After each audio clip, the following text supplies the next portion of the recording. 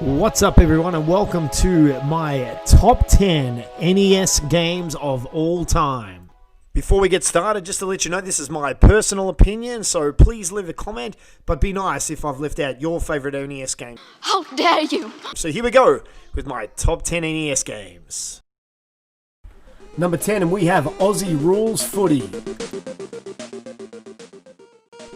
Australian developers Beam Software's 1992 smash hit saw you and your friends handball, kick, tackle your way all the way to the premiership match.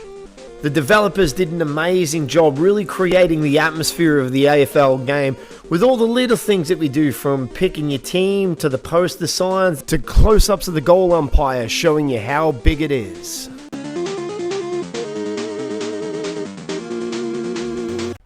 Number 9, we have Die Hard. Now, I know what you're thinking. Yes, I know the graphics are terrible and the controllers can be shaky at the best of times, but Activision have made simply one of the best film-to-video game adaptations of all time, which is more than I can say for a certain other developer. The best thing about this game is you feel like you are in the movie Die Hard. The game stays true to its source material, which I'll go into detail in a later review. There's an open world sandbox to explore, multiple cutscenes from the film, you play out scenes from the movie itself. It even has multiple endings. Yippee-ki-yay, motherfucker. This was truly an ambitious game for the NES, and that's why it's made my top 10. Number 8, Wrath of the Black Manta. Growing up back in the 80s, there was nothing more deadly or badass than a ninja. Go and tell your boss. I need $1 million. Actually, that's not a real ninja. Yeah, no one cares whether these ninjas are historically accurate or not. What matters is you play Ryu, the titular Black Manta. With an arsenal of weaponry and special moves at your disposal, you ninja flip your way across the world, rescuing children from a worldwide child trafficking organization. Pizza dude's got 30 seconds. This game had some nice little secret rooms, some epic boss battles, and you even got to choke some bitches out. Is Wayne Brady gonna have to choke a bitch? The only problem is it is a little easy, unlike my next entry. Number 7 is Ninja Gaiden. Ninja Gaiden! Hey!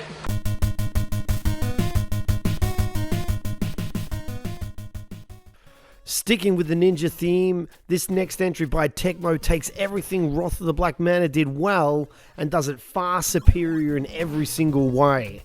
Our hero is a revenge-seeking, high-flying, ass-kicking ninja who preferred to destroy his enemies in this sleeveless purple ninja ensemble. Which was the style at the time? This game is fantastic. The pace is excellent, the story is engaging, the controls and hit detection was spot on, which made for some gripping, fast action-paced gameplay. And to this day, I still haven't defeated the final demon-looking boss or whatever it is. A fucking alien. Only reason this game isn't further on my list is because I wanted to put the ninja games together.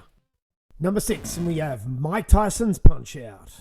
In my opinion, Mike Tyson was simply the best heavyweight boxer of all time. You kick them in their fucking head or stomp on their testicles. You take on the role as Little Mac and travel the world beating the shit out of the world's biggest stereotypes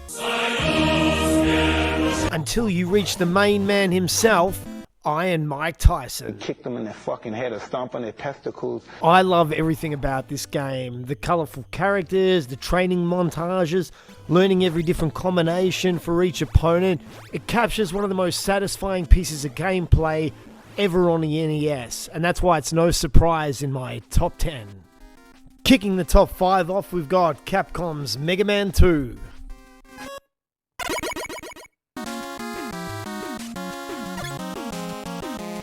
This list certainly wouldn't be complete without Capcom's second entry of the Blue Bomber. This game was insanely addictive growing up. It's got some of the tightest controls and some of the best platforming you'll see, not just on the NES, but on any platform to date.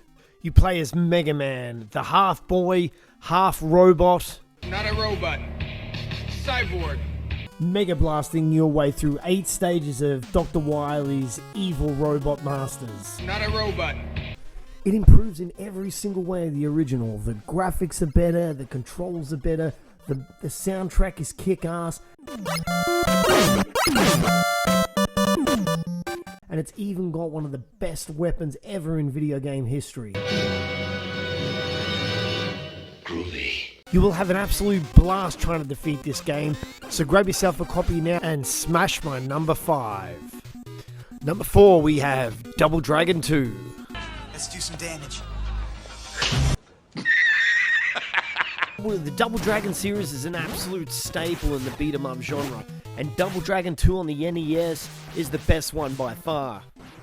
This was classic 80s arcade action in the comfort of your own home. And there was nothing more 80s than playing as Billy and Jimmy, joining forces in their favorite colored vests. Of course, I don't have to wear the blue one. What's wrong with the blue one?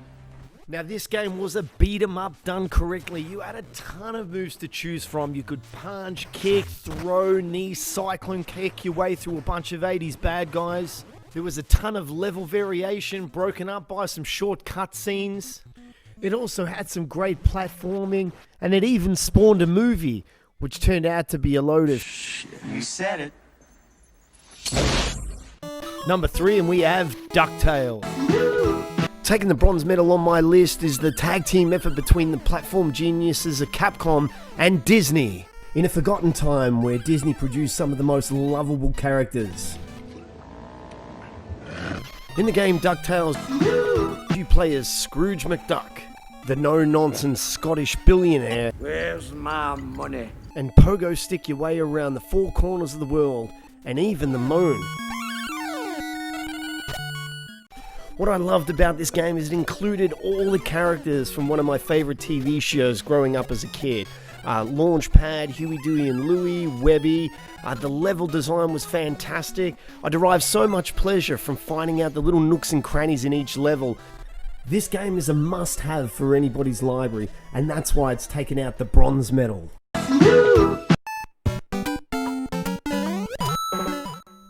Coming in at second place, taking that silver medal, is Super Mario Bros. 3. Super Mario Bros. 3. Now, is there anything I could say about this game that hasn't already been said? Jimmy! Watch the mushrooms! What? Bro, what are you talking about, man? This is undoubtedly one of the greatest video games ever made on any platform. It pushed the NES hardware to the absolute limits as you follow everyone's favorite chubby little plumber across 8 jam-packed worlds in order to save the woman you love from the clutches of the evil turtle boss Bowser. Just keep your power gloves off her, pal, huh? I remember being so excited when I first saw this game advertised on the world's greatest ever commercial, and I was just simply blown away when I finally got to play it that same Christmas, and that's why it's taken out the silver medal. Before we move on to my number 1, if you've enjoyed this video so far, please leave a comment, hit the like button, and subscribe. Now here we go with my honorable mentions.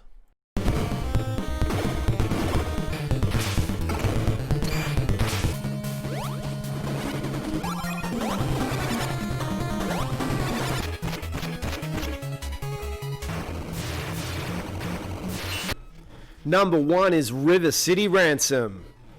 Was there ever any doubt that it would be Technos Japan's beat-em-up masterpiece? The same developers that brought you the Double Dragon series bring you the tale of Alex and Ryan, 2 high school students that travel across River City, beating the barf out of the local gangs in order to rescue Ryan's girlfriend from the local gang leader Slick. But not before we stop off for a quick sauna first. It's like a sauna in here. What's best about this game is that it combined the beat-em-up genre with RPG elements so perfectly. After you beat up your opponents, you steal their money, go to the market, you buy some cross-ons, power up your stats, learn new moves, and set out to defeat the final bosses. This game is no doubt my favourite, and that's why it's taken out the gold medal. If you've enjoyed this video as much as I've enjoyed making it, please leave a comment, hit the like button and subscribe. And thanks for watching.